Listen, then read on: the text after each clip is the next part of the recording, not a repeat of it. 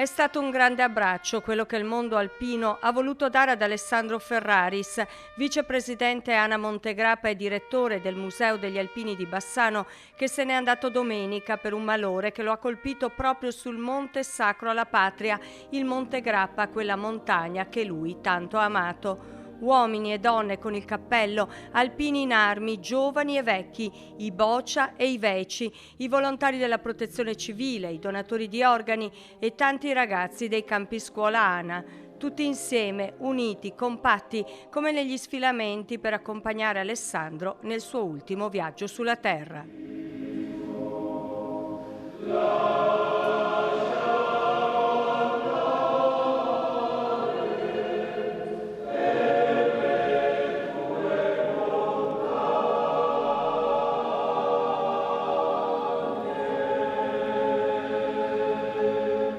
Gli alpini sono arrivati da molte parti d'Italia, sfilano i labari delle sezioni alpine assieme ai gagliardetti di tantissimi gruppi di penne nere.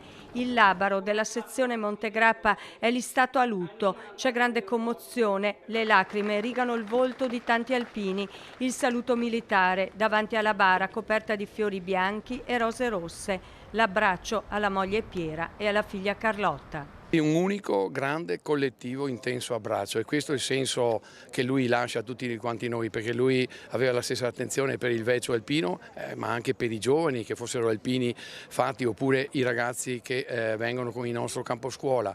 Per lui erano tutti uguali, allo stesso livello, e con tutti si trasmetteva in modo straordinario, intenso, senza spendersi. Aveva un livello di empatia straordinario che quasi quasi anche gli invidiavo, però lui sapeva trasmettere alpinità a qualsiasi livello, a tutto tondo, e lo si vede oggi nella giornata più tragica, più triste. Però possiamo dirlo, è stata un'apoteosi di emozioni e di sentimenti. Tante le autorità presenti alla cerimonia, molti sindaci del territorio bassanese e trevigiano.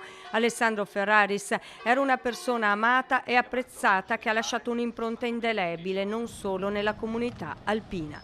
Alessandro era uno che sapeva attirare la propria capacità di attenzione, ma sapeva essere con gli altri. Ecco, questo è uno, credo, un grande segno, e la presenza di tantissimi alpini che sono venuti un po' da tutta Italia lo sta a dimostrare.